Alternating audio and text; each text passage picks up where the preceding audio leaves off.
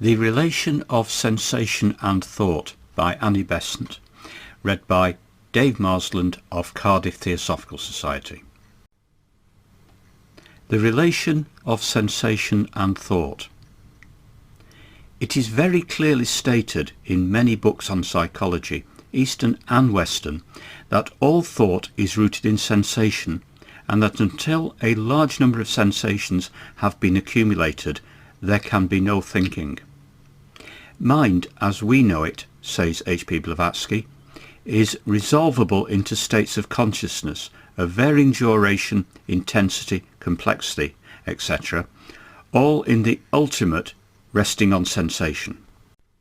Some writers have gone farther than this, declaring that not only are sensations the materials out of which thoughts are constructed, but that thoughts are produced by sensations, thus ignoring any thinker or knower. Others, at the opposite extreme, look on thought as a result of the activity of the thinker, initiated from within instead of receiving its first impulse from without, sensations being materials on which he employs his own inherent specific capacity, but not a necessary condition of his activity.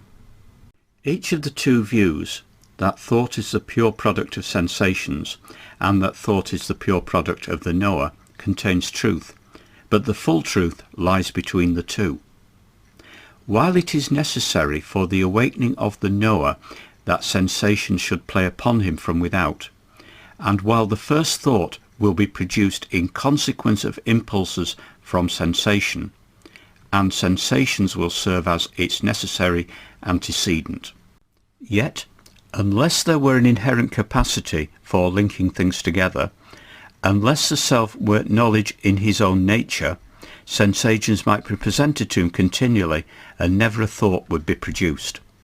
It is only half the truth that thoughts have their beginning in sensations. There must work on the sensations the power of organizing them and of establishing connecting links, relations between them, and also between them and the external world. The thinker is the father, sensation the mother, thought the child. If thoughts have their beginnings in sensations, and those sensations are caused by impacts from without, then it is most important that when the sensation arises, the nature and extent of that sensation shall be accurately observed. The first work of the knower is to observe. If there were nothing to observe, he would always remain asleep. But when an object is presented to him, when as the self he is conscious of an impact, then as knower he observes. On the accuracy of that observation depends the thought which he is to shape out of many of these observations put together. If he observes inaccurately, if he establishes a mistaken relation between the object that made the impact and himself who is observing the impact, then out of that error in his own work will grow a number of consequent errors that nothing can put right save going back to the very beginning. Let us see now how sensation and perception work in a special case. Suppose I feel a touch on my hand. The touch causes is answered by a sensation. The recognition of the object which caused the sensation is a thought.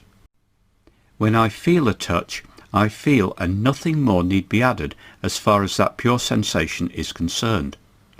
But when from the feeling I pass to the object that caused the feeling, I perceive that object, and the perception is a thought.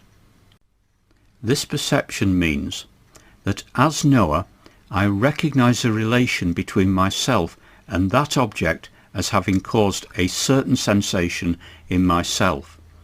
This, however, is not all that happens, for I also experience other sensations, from colour, form, softness, warmth, texture.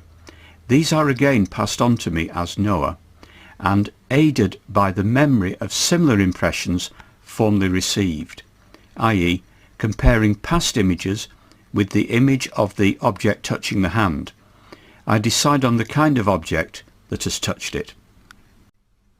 In this perception of things that makes us feel lies the beginning of thought. Putting this into the ordinary metaphysical terms, the perception of a not-self as the cause of certain sensations in the self is the beginning of cognition.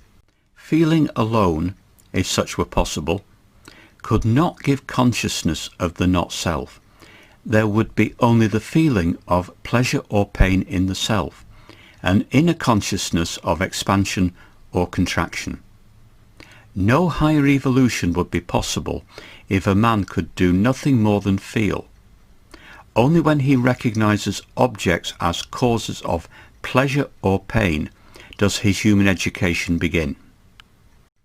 In the establishing of a conscious relation between the self and the not-self, the whole future evolution depends, and that evolution will largely consist in these relations becoming more and more numerous, more and more complicated, more and more accurate on the side of the knower. The knower begins his outer unfolding when the awakened consciousness, feeling pleasure or pain, turns its gaze on the external world and says, "That object gave me pleasure, that object gave me pain." There must have been experienced a large number of sensations before the self answers externally at all. Then came a dull, confused groping after pleasure, due to a desire in the willing self to experience a repetition of the pleasure. And this is a good example of the fact mentioned before, that there is no such thing as pure feeling or pure thought, for desire for the repetition of a pleasure implies that the picture of the pleasure remains, however faintly, in the consciousness, and this is memory and belongs to thought. For a long time, the half-awakened self drifts from one thing to another, striking against the not-self in haphazard fashion without any direction being given to these movements by consciousness, experiencing pleasure and pain without any perception of the cause of either. Only when this has gone on for a long time is the perception above mentioned possible, and the relation between the knower and the known begun.